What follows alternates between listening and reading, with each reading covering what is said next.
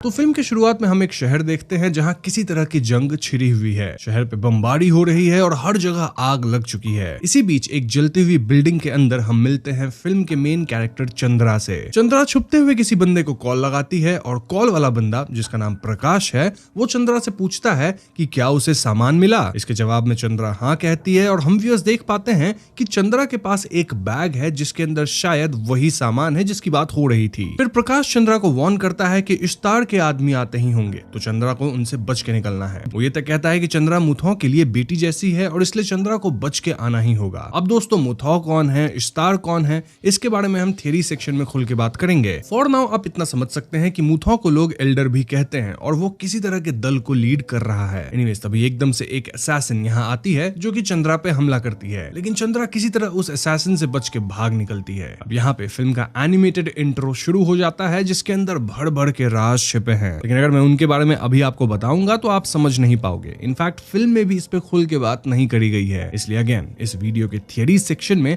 अपन intro के हर एक frame को डाइसेक्ट करेंगे। एनीवेज, अगले सीन में हम चंद्रा को बेंगलुरु में देखते हैं और उसे पिक करने प्रकाश आया है। प्रकाश चंद्रा को लेके किसी खास जगह पे जाता है जहां एक बूढ़ा इंसान था, और ये बूढ़ा इंसान, जिसका नाम टॉम आइजैक है, वो चंद्रा के लिए नकली पासपोर्ट्स वगैरह बनाता है। अब इस जगह पे चंद्रा को एक किताब मिलती है जिसका टाइटल था they live among us. Tom कहते हैं कि ये किताब वो चंद्रा के लिए खरीदे हैं और चंद्रा पूछती है कि किताब का ऑथर जोसेफ डोमिनिक कौन है। इस पे टॉम बताते हैं कि जोसेफ डोमिनिक सिर्फ पेन नेम है, रियल नेम नहीं है, यानी ऑथर कोई भी हो सकता है with a different name. Tom के हिसाब से आज तक वो जितने भी बुक्स पढ़े हैं उनमें से ये वाली किताब इस पर्टिकुलर जॉनर की सबसे डिटेल में लिखी गई किताब है। इनफैक्ट इस किताब में आइथियामाला से भी ज्यादा जानकारी है। अब जिन्हें आइथियामाला के बारे में नहीं पता उन्हें मैं बता दूं कि आइथियामाला बेसिकली केरला के पुराने लेजेंड्स और लोर का एक बड़ा कलेक्शन है जिसे 19th सेंचुरी में कोट्टाराथिल सानुकुन्नी ने लिखा था। ये किताब केरला के लोक कथाओं की इंसाइक्लोपीडिया जैसी है। मतलब इसमें देवताओं, राजाओं, सेंट्स और अलग अलग भूतों, यक्षियों और दैवाओं की कहानी मिलती है। हर स्टोरी एक लोकल टेल पे बेस्ड है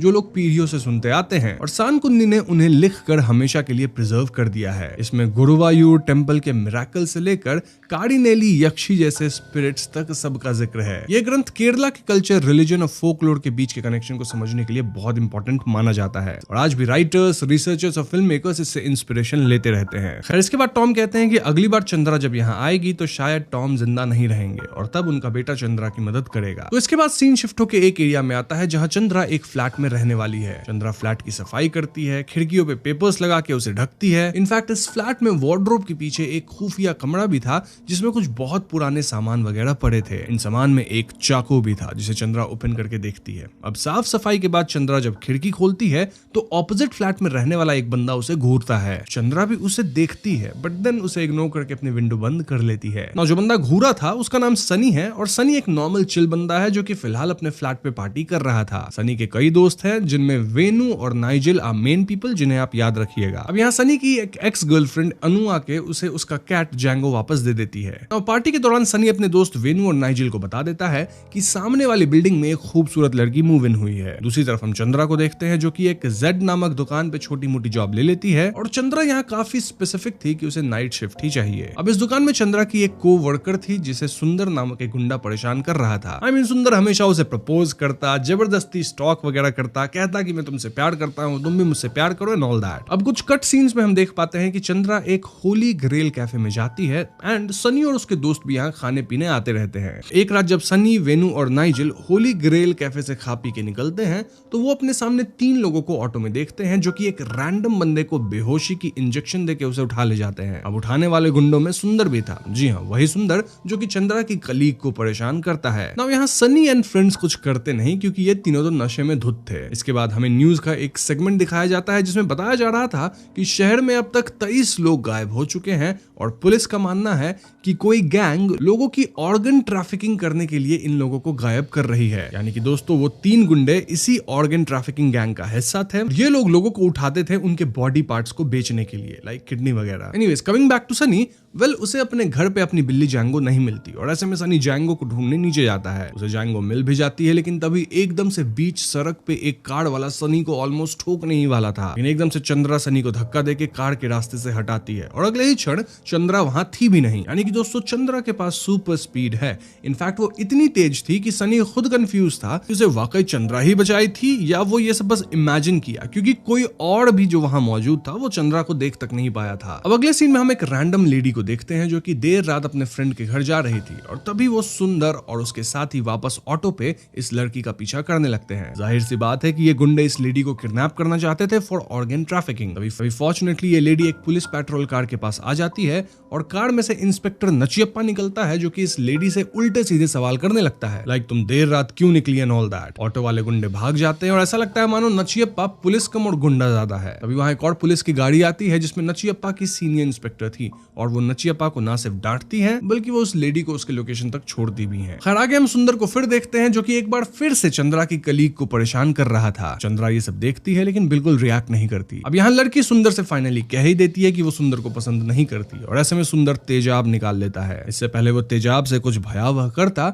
चंद्रा तेजी से आती है और वो सुंदर पे हमला कर देती है। तेजाब से चंद्रा और सुंदर दोनों के हाथ जलते हैं, लेकिन चंद्रा बिना किसी दिक्कत के ना सिर्फ सुंदर को पीटती है बल्कि वो लिटरली एक हाथ से सुंदर को उठा के पटक देती है। इसके परिणाम अनुसार सुंदर यहाँ से भाग जाता है। अगली सुबह में इंस्पेक्टर नचियप्पा को देखते हैं जो कि सुंदर और उसके गुंडे लोगों के ठिकाने पे जाता है। यहाँ हमें पता चलता है कि ऑर्गन ट्रैफिकिंग वाले गैंग को कोई गजेंद्रन नामक बंदा चलाता है जो कि ना सिर्फ एक बड़ा गैंगस्टर टाइप है बल्कि पॉलिटिक्स में भी इन्वॉल्व है और उस बंदे का भाई ही सुंदर है। इनफैक्ट नचियप्पा और उसके जो फेलो ऑफिसर्स है ना, लाइक उसकी senior lady officer, then junior inspector Jagdish, सब के सब इस गैंग से मिले हुए हैं और गैंग की किडनैपिंग के कवर अप का काम करते हैं। अब यहाँ नचियप्पा का ध्यान इस बात पे जाता है कि सुंदर के हाथ में पट्टी लगी है। पूछने पे उसे पता लगता है कि पिछली रात एक लड़की सुंदर को पीटी। इनफैक्ट वो लड़की एबनॉर्मली स्ट्रांग थी। ऐसे में नचियप्पा को इस लड़की यानी चंद्रा में इंटरेस्ट आ जाता है और सुंदर नचियप्पा को चंद्रा के शॉप लेके जाता है। वहां चंद्रा काम कर रही है और सुंदर दिखा देता है कि हाँ यही लड़की है। खैर आगे शिफ्ट खत्म करने के बाद जब चंद्रा ऑटो से घर जा रही होती है तो सेम ऑटो में सनी भी बैठता है। सनी चंद्रा से बातें करने लगता है और बातों बातों में वो चंद्रा को अपने फ्लैट पे हो रही एक बर्थडे पार्टी में इनवाइट करता है। चंद्रा भी हाँ कहती है और इस सब के दौरान सनी चंद्रा के हाथ का घाव भी नोटिस करता है। एनीवेज पार्टी वाला दिन आता है और चंद्रा वाकई सनी के घर बढ़िया ड्रेसअप वगैरह करके आती है। सनी के दोस्त लोग चंद्रा को देख मंत्रमुग्ध हो चुके थे और सभी उस पर लाइन मार रहे थे। इसी पार्टी के दौरान चंद्रा न्यूज़पेपर में टॉम आइजैक की ऑबिच्यूरी देखती है। दिस मींस कि टॉम अब इस दुनिया में नहीं रहे। नाउ पार्टी में म्यूजिक जोर से बज रहा था जिस वजह से नेबर पुलिस बुला लेते हैं। अब पुलिस वालों में और कोई नहीं बल्कि नचियप्पा और जगदीश आए थे जिन्हें यहाँ गांजा दारू सब मिलता है। पुलिस इन सब को थोड़ा डराती धमकाती है। इनफैक्ट नचियप्पा चंद्रा और दूसरी लड़की को भी हुल देता है। इससे पहले चंद्रा रिएक्ट करती, नचियप्पा एकदम से इन सबको वार्निंग देके निकल लेता है। खैर पार्टी खत्म होती है और चंद्रा के साथ उसके घर तक नाइजिल भी जाता है। ये देख सनी की थोड़ी जलती है और अगली सुबह सनी को पता लगता है कि नाइजिल अपने घर पहुंचा ही नहीं है। सनी को लगता है कि नाइजिल जरूर चंद्रा के घर पे होगा और ऐसे में वो चंद्रा के घर का दरवाजा नॉक करता है। चंद्रा काफी रूडली सनी को जाने कहती है, लेकिन तभी यहाँ एक बंदा आता है जो कि चंद्रा के घर में एक बॉक्स डिलीवर करता है। देन यहाँ हम प्रकाश को भी देखते हैं जो कि चंद्रा के घर में जाता है और ये सब देख के सनी को शक होने लगता है कि कहीं चंद्रा ऑर्गन ट्रैफिकर तो नहीं जो कि नाइजिल को गायब कर दी। सनी फौरन अपने दोस्त वेनु के पास जाता है और उसे वो बंदा दिखाता है जो कि चंद्रा को बॉक्स डिलीवर किया था। वेनु बताता है कि वो बंदा ड्रग वगैरह सप्लाई करता है। इनफैक्ट इस तरह के केस में वो जेल भी गया था, मे बी रिसेंटली छूट गया हो। ये सुन के तो सनी को पक्का लगने लगता है कि चंद्रा कुछ तो गड़बड़ काम करती है। उस रात चंद्रा सनी को सॉरी कहने उसके फ्लैट पे आती है। सॉरी इसलिए क्योंकि दिन में वो सनी पे चिल्ला दी थी। इसके बाद चंद्रा अपने काम पे निकलती है और सनी चुपचाप चंद्रा का पीछा करता है। रास्ते में सुंदर और उसके गुंडे चंद्रा को पकड़ने के लिए रेडी थे क्योंकि सुंदर को चंद्रा से बदला लेना था। बस फिर क्या था, सुंदर चंद्रा को बेहोशी की दवा दे देता है और उसे ऑटो में डाल देता है। यहाँ नोट करने वाली बात यह थी कि बेहोश होते होते भी चंद्रा में इतनी ताकत थी कि वो रेजिस्ट करते हुए ऑटो के मेटल रॉड्स मोड़ दी थी। अब ये सब कांड सनी भी देखता है, लेकिन इससे पहले सनी कुछ कर पाता, सुंदर और उसके गुंडे चंद्रा को अगवा करके ले जाते हैं। वहीं नाइजिल की बात की जाए तो वेल वो गायब इसलिए हुआ था क्योंकि वो पुलिस कस्टडी में था। जी हाँ, फिलहाल वो फ्लैट पे वापस आ गया था और वो पुलिस कस्टडी में ऐसे आया कि उसके पास पुलिस को थोड़ी सी गांजा मिल गई थी जिसके कारण पुलिस उसे उठा के ले गई थी। एनीवेज यहाँ से सीन रैंडमली चेंज होकर एक बूढ़े आदमी पे आता है जिसका नाम वर्गीस कुरियन है। कुरियन अपनी ग्रैंड डॉटर को एक कहानी सुनाने लगता है जो कि यक्षी के बारे में थी। वो बताते हैं कि हजारों साल पहले इस शहर की जगह एक विशाल जंगल हुआ करता था और तब यहाँ एक राजा का शासन था जिसके पास एक भव्य महल था। महल के करीब ही एक काली माँ की मंदिर थी जहाँ राजा रोज पूजा करने करने जाता था। इसी जंगल में एक ट्राइब भी था जिसमें एक बच्ची थी और ये बच्ची हमेशा अपने दोस्तों के साथ राजा को पूजा करते देखती थी। इन बच्चों को मंदिर में जाना अलाउड नहीं था क्योंकि मंदिर में सिर्फ राज परिवार के लोग या कुछ बड़े लोग ही जा सकते थे। बेसिकली कास्ट सिस्टम जैसा कुछ था। एक दिन बच्ची चुपके से मंदिर में चली जाती है और वो घुंघरू उठा लेती है। तभी पंडित जी आ जाते हैं और ऐसे में बच्ची घुंघरू लेके भागती है। वो इस घुंघरू को अपने ट्राइब की देवी के पैर में बांध देती है, मतलब जिनको ट्राइब वाले लोग पूजते थे, एक पेड़ के अंदर। अब जब राजा को ये सब पता लगता है तो वो एकदम आग बबूला हो गया, इतना कि वो ट्राइब के बच्चे और उनके परिवार को खत्म करने लगा। जंगल में आग लगाने लगा, उस पेड़ तक में आग लगाने की कोशिश किया। ऐसे में बच्ची, उसकी फैमिली और ट्राइब के कुछ और लोग एक केव में जाके छिप जाते हैं। इस केव में बच्ची इधर उधर घूमते हुए थोड़ा दूर आ गई और यहाँ उसे एक लेडी की मूर्ति दिखती है जिसका सर टूटा हुआ था। तभी एकदम से एक चमगादड़ इस बच्ची को काट लेता है जिससे वो चीखती है। ना इसी टाइम पे राजा के लोग केव में आते हैं और सभी ट्राइब वाले लोगों को उठा ले जाते हैं। बचती है तो सिर्फ बच्ची, क्योंकि वो केव के काफी अंदर आ चुकी थी। बच्ची परिवार को ढूंढते हुए जंगल जाती है जहाँ फाइनली उसे अपने माँ पिता मिलते हैं, लेकिन वो लोग राजा के लोगों के कैद में थे। इनफैक्ट राजा तो कई ट्राइब वाले लोगों को निपटा भी चुका था। बच्ची तुरंत माँ पिता की तरफ भागती है लेकिन उसे राजा के लोग रोकते हैं। Now the surprising part was कि ये बच्ची दो बड़े लोगों को अकेले धक्का दे पा रही थी। ऐसे में राजा का एक सैनिक बच्ची को भाला से स्टैब करके समाप्त कर देता है। देन राजा बच्ची के पिता को भी निपटा देता है, लेकिन अगले ही क्षण हम इस बच्ची को देखते हैं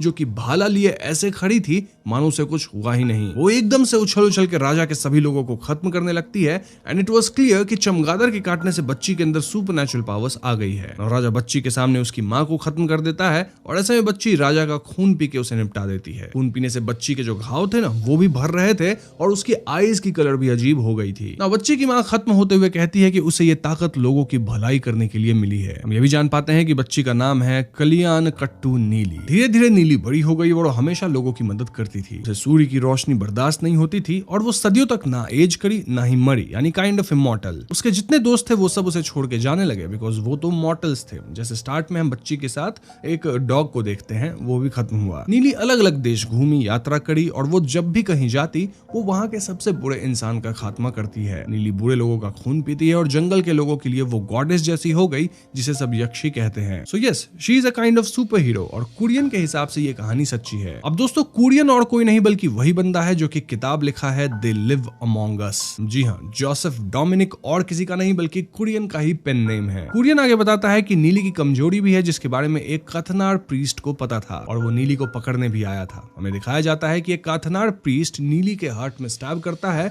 और दोस्तों नीली और कोई नहीं बल्कि चंद्रा है। दिस मीन्स कि चंद्रा कई 100 साल में भी हजारों साल से जिंदा है एंड शी इज यक्षी। चंद्रा की जो पावर्स है वो वेस्ट के वैम्पायर वाले फोकलोर से सिमिलर है। अब काथनार प्रीस्ट और नीली वाली कहानी में आगे क्या हुआ वो आपको वीडियो में आगे पता चलेगा, but one thing is for sure कि नीली बच गई क्योंकि प्रेजेंट टाइम में चंद्रा एग्जिस्ट करती है। वहीं दूसरी तरफ हम सुंदर को देखते हैं जो कि बेहोश चंद्रा को लेके एक सुनसान एरिया में आ गया था। यहाँ हम दो डॉग्स को भी देखते हैं, एक डॉग जिसका एक पांव नहीं था एंड देन एक रैंडम कुत्ता जो कि बहुत भौंक रहा था। अब इस बिना पांव वाले कुत्ते को आप याद रखिएगा क्योंकि ये थियरी सेक्शन में यूज होगा। एनीवे, सुंदर रैंडम कुत्ते को निपटा देता है और इसी बीच चंद्रा को होश आ जाता है। सुंदर यहाँ चंद्रा को थप्पड़ मारता है जिससे चंद्रा के एक आंख का लेंस गिर जाता है और हम देख पाते हैं कि चंद्रा की आईज अजीब कलर की है, मतलब वही ग्रे कलर की जो कि नीली की थी क्योंकि नीली ही चंद्रा है। फिर एकदम से चंद्रा सुंदर पे हमला करके उसका खून पी जाती है, देन सुंदर के दोस्त को भी निपटा देती है। तभी सनी यहाँ आ जाता है जो कि चंद्रा को बचाने के लिए यहाँ तक भागते हुए आया था और सनी जब ये सब तमाशा देखता है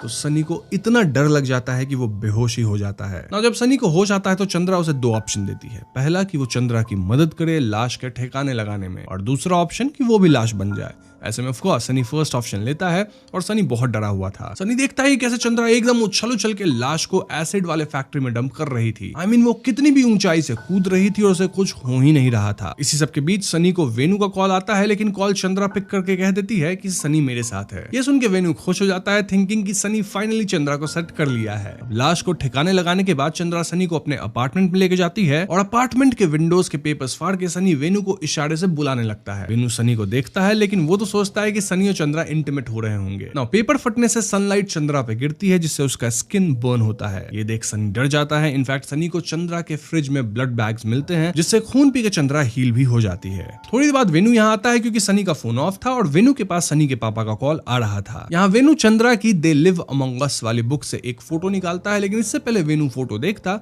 चंद्रा वो फोटो उससे छीन लेती है। वेनु और सनी के जाने से पहले चंद्रा सनी को वार्न करती है कि वो उसकी सीक्रेट किसी को ना बताए। अब उस रात सनी को एक डरावना सपना आता है जिसमें वो चंद्रा के बारे में वेनु को बता दिया और चंद्रा वेनु को निपटा दी। देन सनी के सामने हवा में लेविटेट करने लगी and all that. But like I said, ये बस सनी का सपना था। दूसरी तरफ नचियप्पा उस जगह जाता है जहां चंद्रा सुंदर और उसके साथी को निपटा दी थी। वहां उसे चंद्रा के एक आंख की कॉन्टैक्ट लेंस मिल जाती है। उस रात चंद्रा सनी को लेकर एक जगह जाती है जहां हम वो पेड़ देखते हैं जिसपे हजारों साल पहले ट्राइब वाले लोग पूजा करते थे अपने देवी की। यानी कि 1000 साल बाद भी भले ये पेड़ आधा कटा हुआ है लेकिन स्टिल एग्जिस्ट करता है। नाउ चंद्रा यहाँ उस बंदे से मिलती है जो कि चंद्रा को बैग वाले पार्सल देता था। और अब तक आप समझ ही गए होंगे कि इस पार्सल वाले बैग में और कुछ नहीं बल्कि ब्लड बैग्स होते थे जिस पे चंद्रा फीड करती है। चंद्रा सनी को यह भी बताती है कि ओ नेगेटिव ब्लड ग्रुप सबसे प्योर है और सबसे बढ़िया टेस्ट करता है। And the funny thing is कि सनी का ब्लड ग्रुप ओ नेगेटिव ही था। चंद्रा सनी से यह भी कहती है कि उसे डरने की कोई जरूरत नहीं क्योंकि वो सनी पे हमला नहीं करेगी। चंद्रा ये भी बताती है कि उसका असली नाम नीली है। जी हाँ,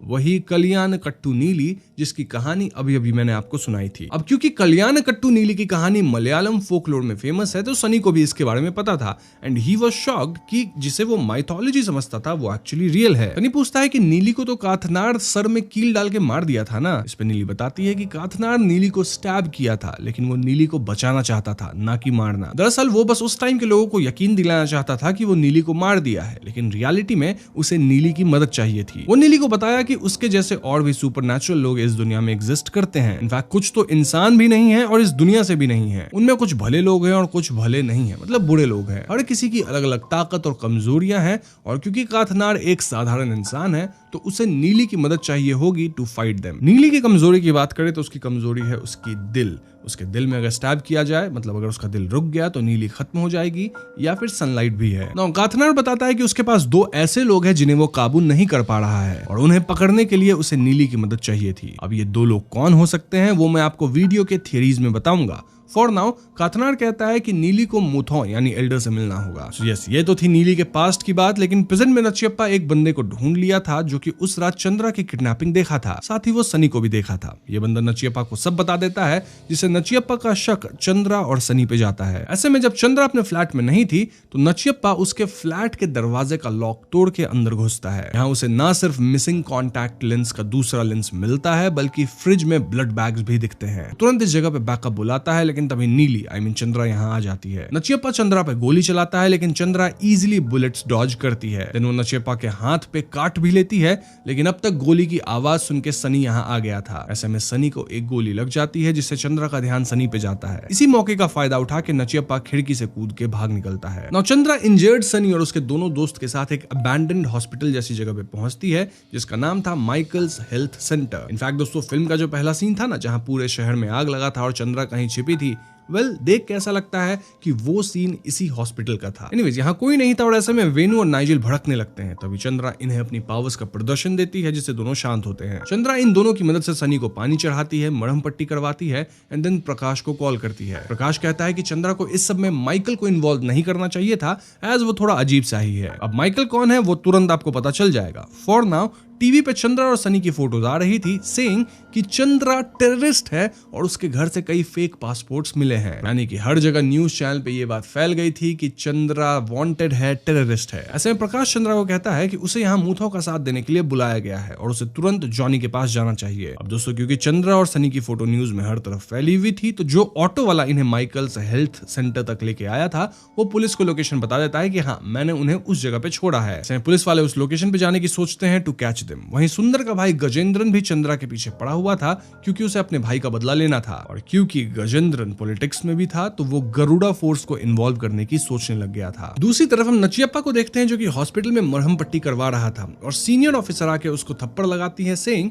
कि वो चंद्रा को भागने कैसे दिया। इससे नचियप्पा को गुस्सा आता है क्योंकि उसकी सीनियर हमेशा उसे ऐसे ही नीचा दिखाती रहती थी। हॉस्पिटल में नचियप्पा के बर्ताव बदलने लगते हैं जहाँ अब उसे खून पीने की तलब हो रही थी। यहाँ कूरिया नचियप्पा से मिलने आता है saying saying he is his family doctor, क्योंकि कुरियन को चंद्रा वाले पूरे इवेंट्स में दिलचस्पी आ गई थी। इनकेस आप सोच रहे हैं कि कुरियन को चंद्रा के बारे में कैसे पता, तो फिलहाल पूरे शहर को उसके बारे में पता है, एज वो न्यूज पे आ रही थी। और कुरियन को शक था कि हो सकता है ये नीली है। कुरियन यहाँ नचियप्पा का थोड़ा ब्लड लेता है और उसे वार्न भी करता है कि शायद वो इन्फेक्ट हो गया है और वैम्पायर बन सकता है। दूसरी तरफ चंद्रा सनी को बताती है कि अगर वो किसी को काट ले तो इंसान तरफ तरफ के मर जाता है, जैसे रेबीज में होता है, लेकिन रेयरेस्ट ऑफ रेयर केसेस में इंसान उसकी तरह बन जाएगा, स्पेशली तब जब इंसान एकदम टी टोटलर हो, यानी शराब सुट्टा वगैरह ना कभी पिया हो ना पीता हो। इसका मतलब यह है दोस्तों कि नचियप्पा टी टोटलर था with a very healthy body और इसलिए वो कन्वर्ट होने लग गया था। नाउ कमिंग टू पुलिस, इन्हें तो हॉस्पिटल वाले लोकेशन की इन्फॉर्मेशन मिल गई थी,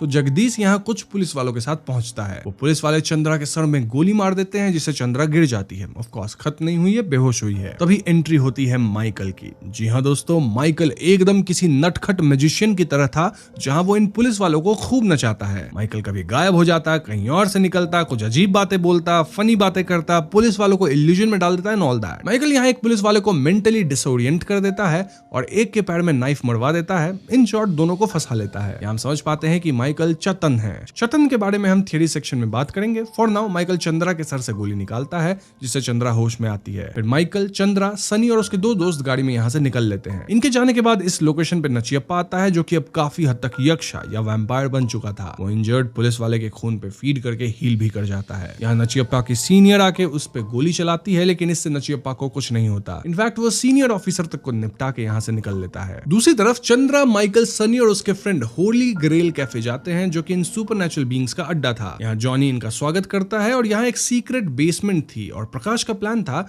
कि कुमार चंद्रा को न्यू पासपोर्ट वगैरह देगा ताकि वो इंडिया से निकल जाए। होली ग्रेल कैफे में जॉनी सब कुछ कोऑर्डिनेट कर रहा था और यहाँ रिवील किया जाता है कि जॉनी एक्चुअली में काथनार का डिसेंडेंट यानी वंश है। सोचने वाली बात है कि काथनार इंसान होके इतने वर्षों तक तो नहीं जी सकता, तो ऐसे में उसका जो वंश है वो उसके काम को संभाल रही है। वैसे जॉनी यहाँ एक और बात रिवील करता है। बात ये कि सुंदर का भाई गजेंद्र, जो कि ऑर्गन ट्रैफिकिंग का मेन बंदा है और वो बड़ा मिनिस्टर भी है, उसके लिए चंद्रा को मारना अब पर्सनल मिशन बन चुका है और इसीलिए वो होम मिनिस्टर तक से बात करके गरुड़ा फोर्स को इन्वॉल्व कर लिया है। यानी किसी भी वक्त चंद्रा पे गरुड़ा फोर्स का हमला होगा। अब इस सब के बाद चंद्रा और बाकी लोग बेसमेंट में जाते हैं और बेसमेंट चंद्रा रिवील करती है कि कोई अगर न्यूली वैम्पायर बनता है तो इनिशियली कुछ साल तक उसे सूर्य की रोशनी से प्रॉब्लम नहीं होती। इनफैक्ट इनिशियल स्टेज में पावर भी बहुत ज्यादा रहती है। धीरे धीरे ओवर टाइम पावर स्टेबलाइज होती है और सनलाइट से प्रॉब्लम्स शुरू होती है। यानी कि नचियप्पा फिलहाल ना सिर्फ स्ट्रॉन्ग है बल्कि वो सनलाइट में घूम भी सकता है। यहाँ चंद्रा वो फोटो भी रिवील करती है जो कि उसके बुक में होती है और इस फोटो में सनी ही था, लेकिन पुराने अंदाज में। दरअसल 1905 के टाइम पे चंद्रा को एक ब्रिटिश ऑफिसर से प्यार हो गया था जिसका नाम माइकल जोसेफ था। एक बार एक सोल्जर चंद्रा पे पीछे से गोली चलाया और उसे बचाने माइकल जोसेफ बीच में आ गया था, जिससे वो बच नहीं सका। अब उसकी शक्ल हूबहू सनी से मिलती थी और इसलिए चंद्रा को सनी पसंद था। दूसरी तरफ नचियप्पा के अंदर गॉड कॉम्प्लेक्स आ चुका था और ऐसे में वो अपनी माँ को कन्वर्ट करने के चक्कर में उन्हें ही समाप्त कर दिया। नचियप्पा को अब चंद्रा को निपटाना था और वो इन सुपरनैचुरल लोगों के लीडर को ढूंढना चाहता था। In short Holy Grail cafe की तरफ पुलिस आ रही थी, गरुड़ा फोर्स आ रही थी, गजेंद्रन के लोकल गुंडे आ रहे थे और नचियप्पा, सब एक साथ आ रहे थे और इन सब का मकसद सिर्फ एक था, चंद्रा की मौत। तो इसके बाद गरुड़ा फोर्स यहाँ आती है और चंद्रा अकेले सबको निपटा देती है। ये पूरा एक्शन सीन है तो मैं उसे डिस्क्राइब नहीं कर रहा। तभी अचानक से गजेंद्रन के गुंडे आके चंद्रा को गोलियों से भून देते हैं। इसके बाद ये गुंडे चंद्रा के दिल पे वार करने लगते हैं और दिल पे वार होने से चंद्रा खत्म हो सकती थी क्योंकि यही उसकी कमजोरी थी। ऐसा लगता है मानो ये चंद्रा का अंत है, लेकिन सनी चंद्रा की तरफ एक ब्लड बैग फेंक देता है। ब्लड बैग से खून पी के चंद्रा ना सिर्फ हील करती है बल्कि गुंडों को निपटा देती है। इसके बाद यहाँ नचियप्पा आता है और वो चंद्रा से भिड़ जाता है। नचियप्पा चंद्रा पे भारी पड़ रहा था और ऐसे में सनी नचियप्पा पे ढेर सारी गोली चलाता है। इससे नचियप्पा गिर जाता है, लेकिन इससे पहले चंद्रा चाकू से उसके हार्ट पे वार करती, नचियप्पा वापस उठ चुका था और वो चंद्रा पे हमला कर देता है। एक पॉइंट पे वो चाकू से चंद्रा के दिल पे हमला करने बढ़ता है, लेकिन बीच में सनी आता है और सनी के आगे वेनु कूद जाता है, जिससे चाकू वेनु को पीठ पे लगती है। इसी मोमेंट का फायदा उठा के चंद्रा वेनु की पीठ से चाकू निकाल के नचियप्पा के दिल में घुसेड़ देती है, जिससे नचियप्पा निपट जाता है। इसके बाद तुरंत नचियप्पा के लाश को एक मोर्ग में रख दिया जाता है और वहां किसी तरह का सील लगाया जाता है। देन वो वक्त आ गया था जब चंद्रा को यहाँ से भागना होगा। जाने से पहले चंद्रा कहती है कि भले सनी ना अब उससे मिल सकता है ना ही कांटेक्ट कर सकता है, लेकिन चंद्रा उसके लिए वापस जरूर आएगी। दोनों हक करते हैं और यहीं पे फिल्म खत्म होती है। अब दोस्तों फिल्म में 2 पोस्ट क्रेडिट सीन है। पहले वाले में बाकी के ऑर्गन ट्रैफिकर्स गैंग कैफे में आए हैं और जॉनी उन्हें बेसमेंट में भेजता है। ये लोग यहाँ किसी तरह का सुलह करने आए थे, किसी तरह का ट्रेड, मतलब उनका कोई आदमी ये लोग पकड़े हुए थे ना। नाउ बेसमेंट में हम एक नए कैरेक्टर को देखते हैं जिसका नाम चार्ली है और चार्ली एक असैसिन है। चार्ली यहाँ सारे ट्रैफिकर्स को एकदम निंजा माफिक लड़ते हुए निपटा देता है। इनफैक्ट वो बुलेट को तलवार से डिफ्लेक्ट कर रहा था। नाउ चार्ली के साथ अगेन यहाँ वो कुत्ता था जिसके एक पैर नहीं थे। इस बात को आप याद रखिएगा, थियरीज में हम इस पे खुल के बात करने वाले हैं। बट उससे पहले हम बात करते हैं सेकंड पोस्ट क्रेडिट सीन की, जिसमें हम चार्ली और माइकल को बातें करते देखते हैं। ये मोस्टली फनी बातें थी, लेकिन इसमें कुछ इंपॉर्टेंट डिटेल्स थी। जैसे चार्ली माइकल से पूछता है कि तुमने ही हिटलर को मारा है ना। दिस डिपिक्ट्स कि ये लोग कितने 100 साल या फिर 1000 साल से एग्जिस्ट कर रहे हैं। दोनों सुपरनैचुरल बीइंग्स हैं। एक और डिटेल ये थी कि माइकल से एक अननोन आदमी एक अजीब घटना के बारे में पूछता है, जहां कुछ आर्कियोलॉजिस्ट्स एक मंक के साथ एक गुफा के अंदर गए थे। मंक सिर्फ आधे रास्ते तक ही गया, लेकिन बाकी आर्कियोलॉजिस्ट्स उससे आगे बढ़ गए और कभी वापस नहीं आए। बाद में सिर्फ उनका कैमरा मिला जिसमें एक वायलेंट लुकिंग आदमी की फोटो है जो कि बिल्कुल माइकल जैसा दिखता है। तब माइकल खुद बताता है कि वो आदमी कोई और नहीं बल्कि उसके 389 भाइयों में से एक है। मतलब माइकल को मिला के 390 भाई है और सब एक तरह दिखते हैं।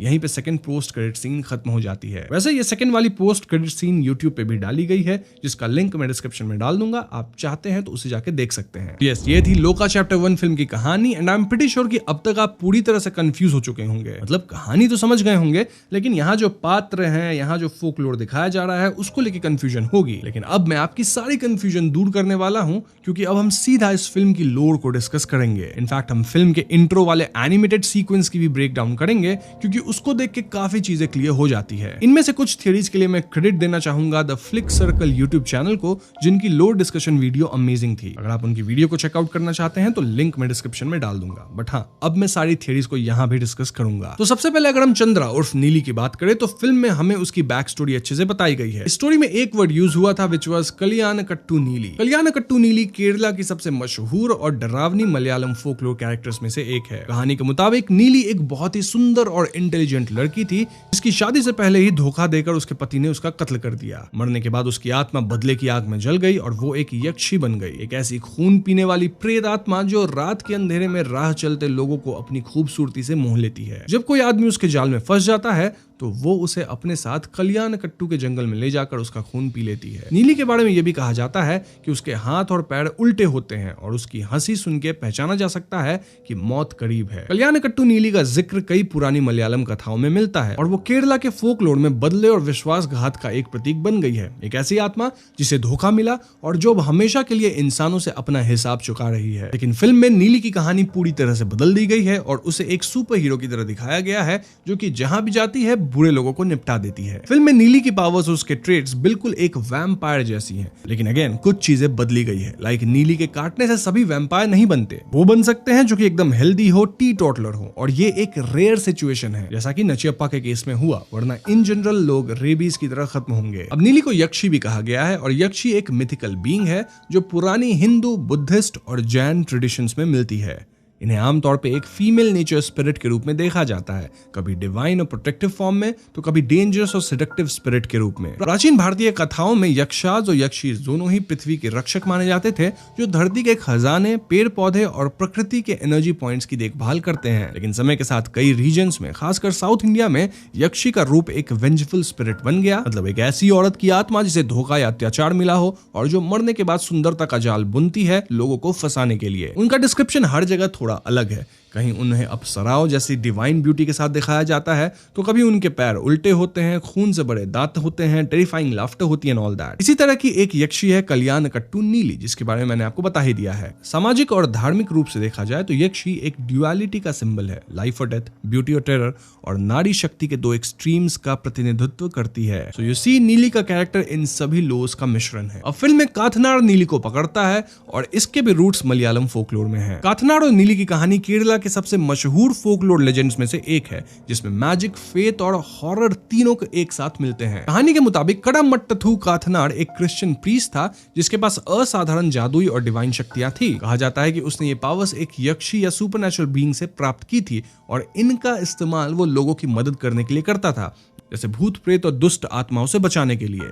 एक दिन काथनार के पास लोग आए और बताया कि कल्याणकट्टू नीली नाम की एक यक्षी उनके गांव में तबाही मचा रही है। रात के समय वो सुंदर औरत के रूप में आदमियों को अपने साथ जंगल ले जाती है और वहां उनका खून पीकर उन्हें मार डालती है। काथनार ने डिसाइड किया कि वो नीली का सामना करेगा। वो नीली के एरिया में गया और अपनी डिवाइन स्पेल्स और मंत्रा से उसे बुलाया। नीली पहले उसे अपनी खूबसूरती से बहलाने की कोशिश करती है, पर काथनार अपनी होली क्रॉस और मंत्र शक्ति से उसे रोक लेता है। दोनों के बीच एक इंटेंस मैजिकल कन्फ्रंटेशन होता है, जहां काथनार अपनी प्रेयर से एक बॉटल में नीली को ट्रैप कर लेता है। कुछ वर्जन्स में कहा जाता है कि काथनार ने नीली के सर पे कील मार के उसे प्यूरिफाई करके मुक्ति दे दी, जबकि दूसरे वर्जन्स में बताया गया है कि उसने उसे हमेशा के लिए उस बॉटल में सील कर दिया। फिल्म में जो कहानी दिखाई गई है वो कहीं न कहीं इन्हीं कहानियों से प्रेरित है, लेकिन कहानी को अंत में थोड़ा चेंज कर दिया गया है, सेइंग कि काथनार एक्चुअली में नीली को समाज के सामने मारा, लेकिन असल में वो नीली की मदद चाहता था। क्यों? ताकि वो दूसरे सुपरनैचुरल बीइंग्स को टेम कर सके नीली की मदद से। काथनार कहता भी कि उसे 2 क्रीचर्स को कंट्रोल करना है, और ये 2 क्रीचर्स कौन थे?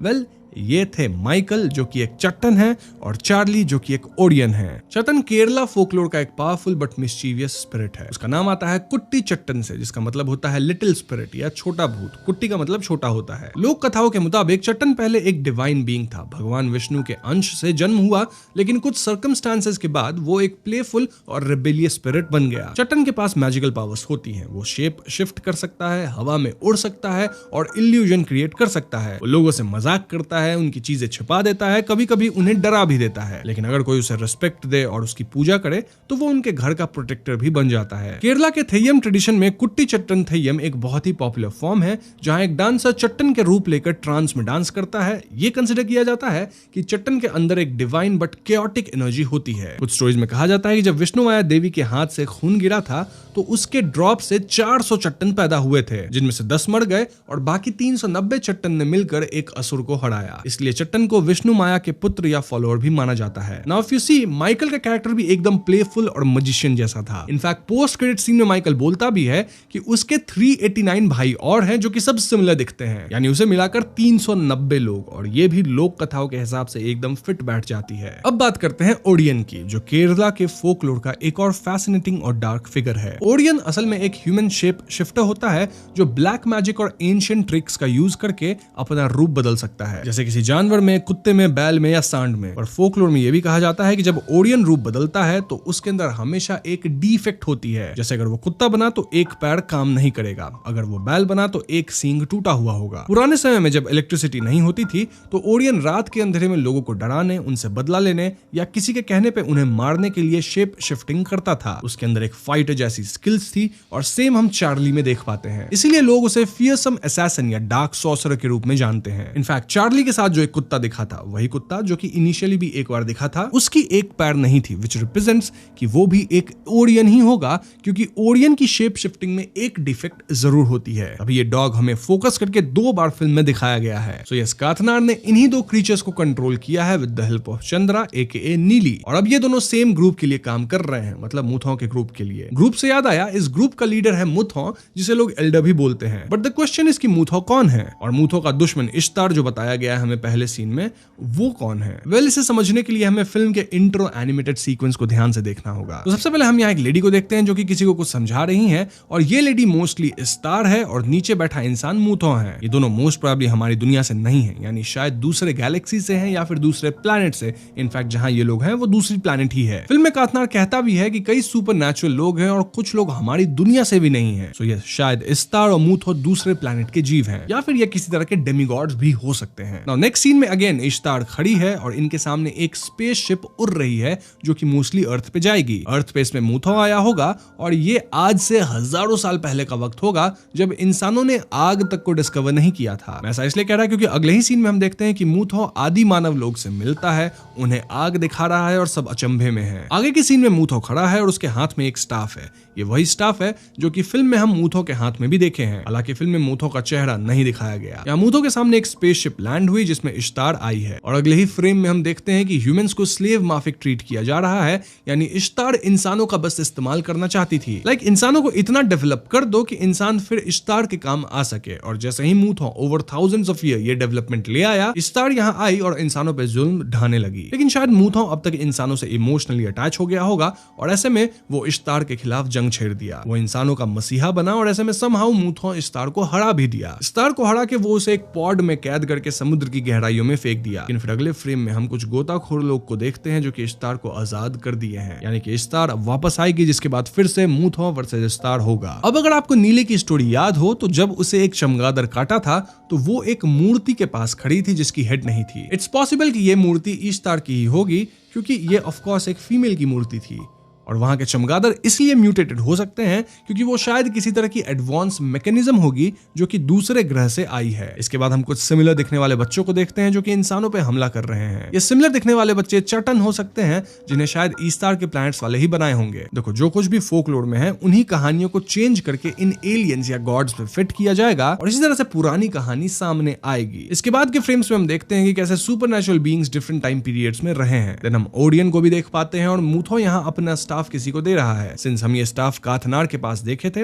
उसके जगह पे, तो हाँ, मूथो जिसको स्टाफ दे रहा है वो मोस्टली काथनार ही है। मूथो और काथनार का एम है अर्थ पे सुपरनैचुरल बीइंग्स की एक टीम बनाना ताकि जब ईस्टार वापस आए तो ये लोग उससे लड़ सके। वो सिचुएशन थी ना एवेंजर्स बनाने वाली, काइंड ऑफ वैसा ही। इनफैक्ट फिल्म का जो पहला सीन था जहां पूरा शहर वॉर पे है वो शायद फ्यूचर का सीन होगा, यानी आगे आने वाली फिल्मों में हम वो फाइट सीन्स देखेंगे जब सब ईस्टार के खिलाफ लड़ रहे हैं। कुछ और फाइनल डिटेल्स पे आए तो ईस्टार वाले प्लैनेट्स पे हम मैमोथ्स को देख पाते हैं। मतलब वो जो सीन था ना जिसमें स्पेसशिप उड़ रहा था, वहीं साइड में अगर आप देखें तो मैमोथ्स हैं। और जो असैसिन आई थी ईस्टार की तरफ से चंद्रा को मारने, उसके ड्रेस पे भी मैमोथ था। वैसे मूथो के कपड़े पे भी एलिफेंट हेड हमें देखने को मिला है and it just represents an animal from their home planet. और हाँ, चंद्रा जब भागती है तो एनिमेटेड इंट्रो आता है और वहां भी हम ईस्टार को देख पाते हैं। ऊपर बिल्डिंग में एक औरत खड़ी थी आग के बीच, शायद वो ईस्टार ही थी। सो इट्स क्लियर कि ईस्टार आजाद तो होगी ही और एक फुल ऑन फाइट होने वाली है एंड में। अभी तो इंट्रो के स्टार्ट में हमें चंद्रा के साथ पूरी वॉर वाली सीन भी दिखाई गई, which again points out to one final war जो कि होगा बिटवीन मूथो एंड ईस्टार। यहाँ इस यूनिवर्स के सभी सुपरनैचुरल पीपल लड़ने वाले हैं। मोस्टली इस यूनिवर्स की जो आखिरी फिल्म होगी उसमें ये वॉर होगी और अगर ये यूनिवर्स सक्सेसफुल होती है तो वो आखिरी फिल्म नहीं बल्कि फेजेस में बन जाएगी। मतलब फेज 1 की आखिरी फिल्म फेज 2 जाएगा, जैसे मार्वल में होता है। ओवरऑल इन्होंने पहले फिल्म से ही पूरी यूनिवर्स को प्लान कर लिया है और देखना होगा